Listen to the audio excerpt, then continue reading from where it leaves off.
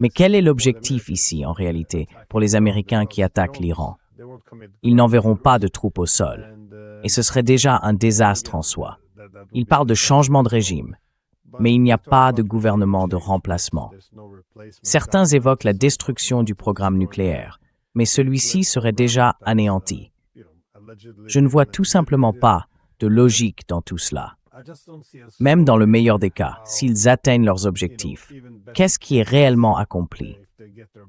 Comme tu l'as dit, ils peuvent infliger beaucoup de morts et de destruction à l'Iran. Bien sûr, l'Iran peut aussi porter un coup sévère aux États-Unis et à leurs alliés.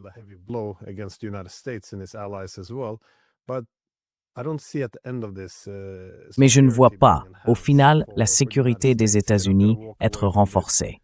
Ils ne sortiront pas de cette situation plus forts. Alors, quel est l'objectif ici? À quoi devons-nous nous attendre lorsque les frappes auront lieu? Car il semble prévisible qu'ils s'en prendront à la direction politique, à la direction militaire, et ainsi de suite. Mais comment définira-t-on la réussite? Je regarde nos journalistes qui rapportent sur l'Iran, ce qui signifie en réalité qu'ils sont en Syrie, célébrant les succès passés et nous racontant ce qu'ils entendent de l'Iran. C'est un peu une parodie en somme. Je me demandais simplement comment vous percevez cela, les objectifs en jeu ici.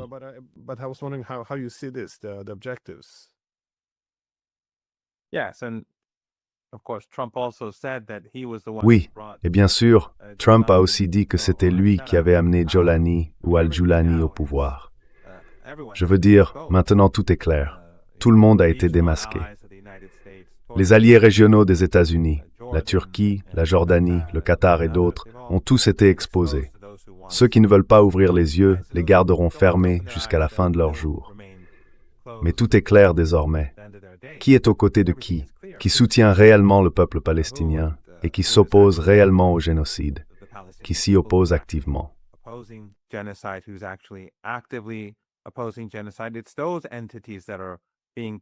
Ce sont ces entités qui sont punies par l'Occident collectif et celles qui sont constamment antagonisées par les alliés occidentaux dans la région, que ce soit le Qatar avec son immense richesse gazière ou d'autres avec leur immense richesse pétrolière, ou encore Erdogan qui reçoit de l'argent du gaz qatari pour mener à bien à la fois ses opérations de propagande et ses opérations militaires, ainsi que son soutien à l'État islamique, à Al-Qaïda et à d'autres groupes terroristes similaires. Je pense que vous avez soulevé un point essentiel. Les États-Unis n'ont pas déployé de troupes au sol. Et s'ils veulent mener une guerre contre l'Iran, ils devraient probablement mobiliser 1,5 million de soldats, ce qui, à mon avis, ruinerait à lui seul l'économie américaine.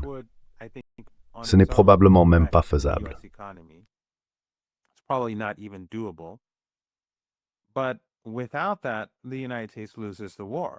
Mais sans cela, les États-Unis perdent la guerre, car les Iraniens sont présents sur le terrain et les alliés de l'Iran sont également sur le terrain en Irak, au Yémen et ailleurs. Et bien sûr, dans ces dictatures de la région, comme je l'ai dit, il y a des millions de personnes qui sont en réalité des esclaves ou des serviteurs sous contrat, des travailleurs qui ont très peu, voire aucun droit. Et s'il y a du chaos, si les économies de ces pays s'effondrent très rapidement, je peux imaginer une situation où les familles dirigeantes seront renversées. En fait, je ne pense pas qu'elles resteront. Elles sont probablement déjà en train de partir. Beaucoup de leurs proches, leurs familles, certains princes, ils sont probablement déjà dans leur palais en Europe et en Amérique du Nord, attendant de voir ce qui va se passer.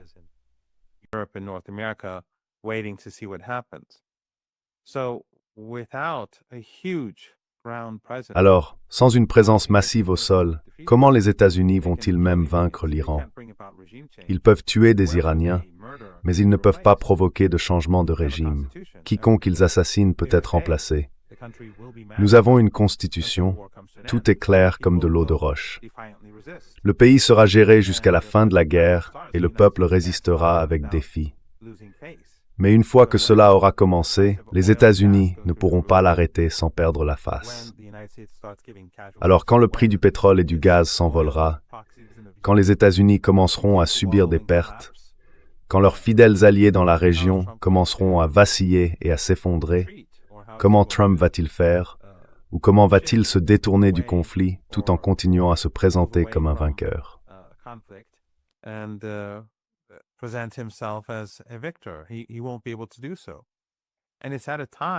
Il ne pourra pas le faire. Et c'est trop tard.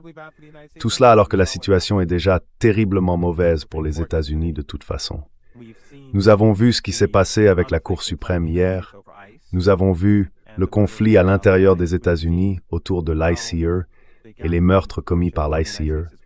Nous avons vu comment l'écart entre les riches et les pauvres aux États-Unis se creuse, comment la classe Epstein surtout a été exposée, mais s'est également révélée au-dessus des lois, et elle le restera dans l'état actuel des choses. Tout cela va placer Trump dans une situation très très difficile. En fait, je dirais que c'est plus que difficile, une position impossible.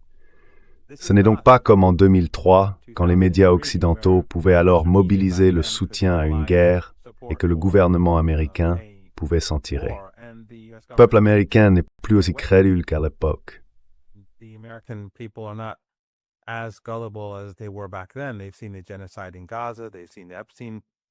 Ils ont vu le génocide à Gaza. Ils ont vu l'affaire Epstein. Enfin, une petite partie des dossiers Epstein. Mais lorsque l'économie s'effondra, je pense que Trump se retrouvera dans une position impossible.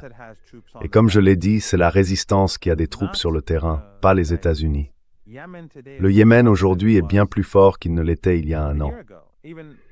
Même lorsque les États-Unis ont mené leur guerre de 7 semaines contre le Yémen et ont échoué, ce Yémen-là est différent de celui d'aujourd'hui.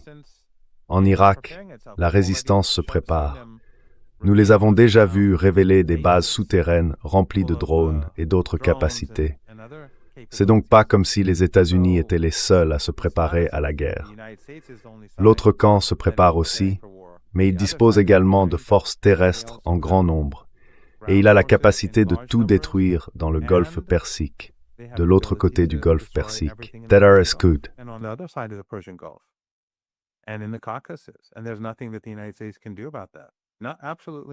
Et il n'y a rien que les États-Unis puissent faire à ce sujet. Absolument rien. Quiconque regarde la carte verra que le golfe Persique n'est pas très large. L'Iran n'a même pas besoin des missiles longue portée qu'il a utilisés contre le régime israélien pour le forcer à supplier pour un cessez-le-feu. Il dispose de centaines de milliers de drones capables de frapper n'importe quelle cible dans le golfe Persique. Plateformes pétrolières, ports, installations pétrochimiques, raffineries, pétroliers, cargos, puits de gaz, puits de pétrole, tout pourrait être détruit. Et il faudrait de nombreuses années pour tout remettre en état. Plus la guerre durerait longtemps, après 3 jours, ce serait bien pire qu'après 2, car ce serait encore plus irréversible. Après 4, 5, 6 jours, ce serait de pire en pire.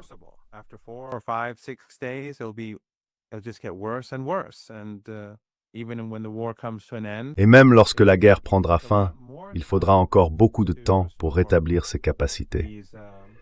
Et il ne fait aucun doute que les Iraniens exigeront de toute façon des compensations de la part de ces régimes pour avoir hébergé des bases américaines. Donc, je ne vois pas comment les États-Unis pourraient gagner. Ce n'est pas possible. Ils peuvent massacrer des gens, et ils le feront. Nous avons vu comment les Israéliens ont bombardé des immeubles d'habitation, et les médias occidentaux ont fait semblant qu'il s'agissait de frappes de précision, car ils n'ont aucun sens moral, aucun sens de l'humanité. Ce sont des instruments de la classe Epstein. Alors Trump bombardera et massacrera.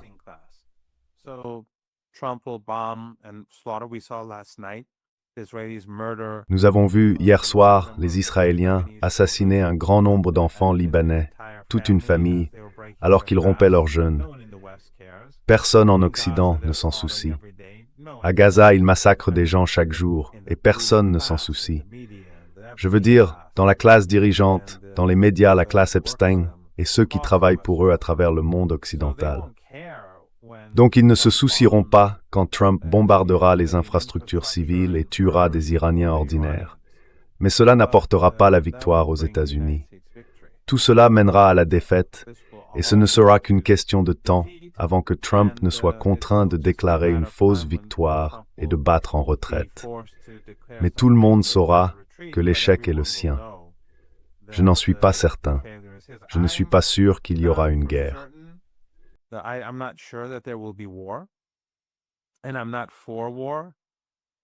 Et je ne suis pas pour la guerre, mais voici ce que je pense qu'il va se passer. Il y aura de la destruction, beaucoup de destruction en Iran, parce que les États-Unis, le régime israélien et les régimes occidentaux en général sont tous impitoyables et inhumains. Nous l'avons vu dans les documents Epstein, la nature de ce milieu. Mais je pense que les dégâts causés à l'économie mondiale seront bien plus importants. Quand les usines fermeront, quand les entreprises fermeront, le bâtiment sera peut-être encore là, mais il sera vide. Et alors je pense que l'on verra des gens se déplacer partout dans le monde. En Amérique latine, s'ils sont déjà mécontents de l'immigration aujourd'hui, les mouvements de population seront bien plus importants que jamais. En Afrique et en Asie aussi.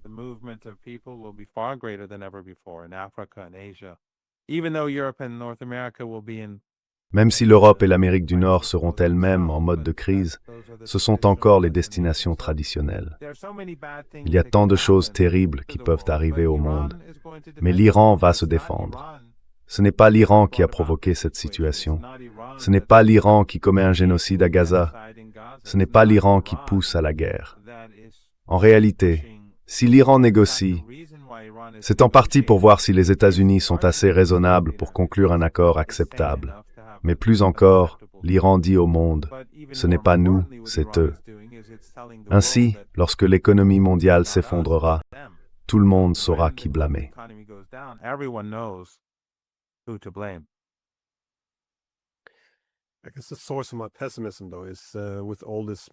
Je suppose que la source de mon pessimisme, cependant, c'est qu'avec tout ce matériel militaire qui se déploie et toute cette démonstration de force, il devient presque impossible de prendre du recul et, comme je l'ai dit au début, de trouver une voie de sortie. Bien sûr, comme Trump le suggère, tout cela vise à pousser l'Iran à conclure un accord. Mais, comme tu l'as dit, l'Iran est en train de négocier. Toute la question est de savoir quel type d'accord peut réellement être conclu ici. À ce stade, certains critiques diraient que les négociations semblent être une imposture. Les positions sont tellement éloignées. Même ce qui est censé être négocié n'est pas encore convenu. Vois-tu le même problème avec les négociations? Sont-elles trop éloignées? Ou penses-tu qu'un accord pourrait être conclu si Trump veut une victoire pour faire machine arrière sur toute cette affaire? Je veux dire le JCPOA, par exemple.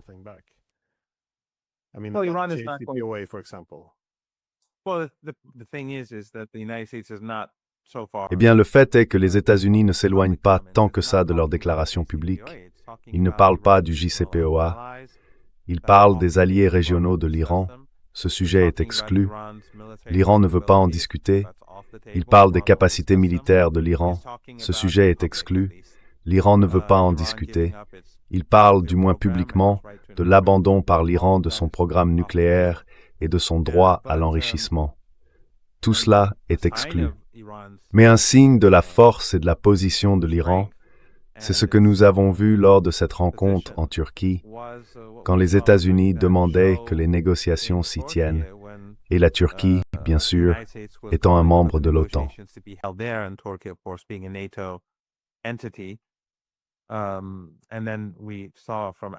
Et puis nous avons vu sur Al Jazeera une proposition turco-égypto-qatari qui était assez révoltante, selon laquelle l'Iran cesserait de soutenir ses alliés régionaux, y compris le Hamas, ce qui montre qu'aucune de ces trois entités ne soutient réellement la résistance palestinienne.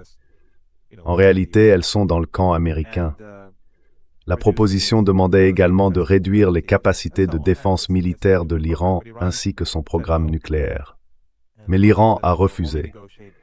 L'Iran a déclaré qu'il ne négocierait qu'avec les Américains, pas dans un groupe autour d'une table avec plusieurs pays, et qu'il ne négocierait qu'à Oman. Finalement, les Américains ont été contraints d'accepter cela. Les discussions indirectes qui ont eu lieu à Oman, puis en Europe, mais toujours avec la médiation omanaise, ont montré à quel point l'Iran reste ferme sur sa position. Mais il faut aussi se rappeler que cela revêt une forte valeur symbolique pour l'Iran. But then again, we also have to remember that this is highly symbolic for Iran too. Iran is trying to remind everyone. L'Iran essaie de rappeler à tout le monde, en relançant les pourparlers indirects à Oman, que cela s'est déjà produit une fois. Avant la guerre de 12 jours, l'Iran et les États-Unis avaient mené des discussions indirectes.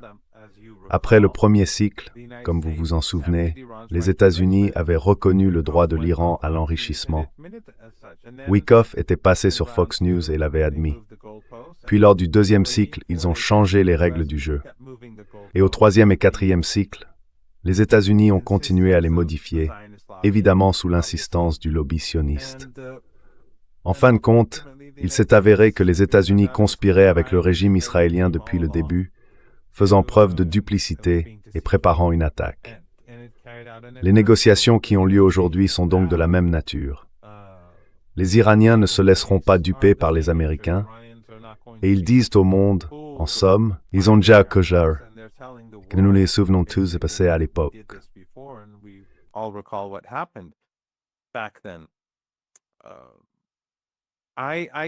Encore une fois, je ne peux pas dire ce qui va se passer. L'Iran, cependant, se prépare à la guerre, et chaque jour, il se prépare davantage. Les capacités de l'Iran aujourd'hui sont nettement supérieures à ce qu'elles étaient pendant la guerre de 12 jours. Cette guerre a été très utile à l'Iran pour découvrir ses faiblesses et renforcer ses points forts. Depuis, l'Iran travaille très dur sur les technologies de pointe, les défenses aériennes, les défenses contre les drones, et bien sûr sur l'amélioration de ses capacités offensives. Mais encore une fois, je tiens à souligner que la différence entre la guerre de 12 jours et celle-ci se situe sur deux plans. Premièrement, il s'agira d'une guerre régionale. Ce sera un véritable tournant. Deuxièmement, les capacités de l'Iran sont dans leur immense majorité dirigées contre les États-Unis et non contre Israël. Iran's capabilities are directed towards the United States, not towards Israel. The long-range missiles that are directed towards Les missiles à longue portée dirigés vers la Palestine occupée et la Méditerranée sont nécessaires pour des cibles éloignées. Mais l'Iran dispose d'un bien plus grand nombre de missiles et de drones à moyenne et courte portée, capables de frapper n'importe où dans la région du Golfe Persique et de l'océan Indien. Ces missiles sont bien plus nombreux et beaucoup plus faciles à déplacer. Il n'est pas nécessaire d'avoir ces grands lanceurs. Il en va de même pour les drones. Et ces bases souterraines réparties dans le sud et le centre de l'Iran ont été construites depuis que les États-Unis ont envahi l'Irak et l'Afghanistan.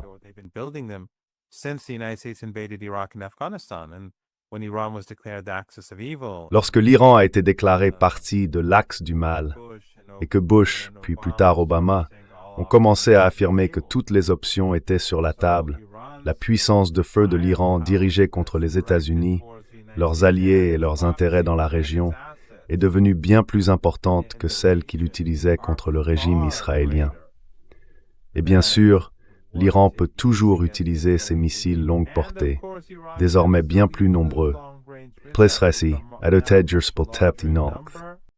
More precise and with bigger payloads.